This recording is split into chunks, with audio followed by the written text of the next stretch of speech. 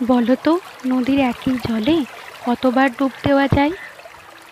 আমরা হয়তো প্রথমে ভাববো আমার যতবার ইচ্ছে। আমি যখন প্রথমবার এই কথাটা শুনি, আমারও তাই মনে হয়েছিল যে যতবার ইচ্ছে ডুব দেওয়া যায়। কিন্তু আসলে যতবার ইচ্ছে ডুব দেওয়া যায় না। আমরা একই জলে একবারই ডুব দিতে পারি। কারণ যখন আমরা ডুব দিয়ে জলের নিচে যাব, তখন আগের জল মাথার উপর দিয়ে বয়ে যাবে, এবং যখন আমরা উপরে উঠব, তখন তো সেটা নতুন জল।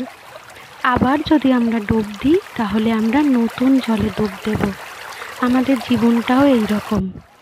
আসলে এই যে সময়ে আমরা দাঁড়িয়ে আছি, আসলে আমরা দাঁড়িয়ে নেই।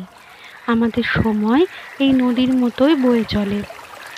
আমরা যদি এখনকার এই মুহূর্তটাকে উদযাপন না করি, এই মুহূর্তটাকে অনুভব না করি, তাহলে এই মুহূর্তটা এখনই শেষ হয়ে যাবে। আমরা অতীত নিয়ে এত ভাবি, আমরা ভবিষ্যৎ নিয়ে এত ভাবি, কিন্তু এখন যেটা আমার কাছে আছে, যেটা দিয়ে আমি কিছু করতে পারি, আমরা হয়তো সেইটা নিয়েই ভাবতে ভুলে যাই।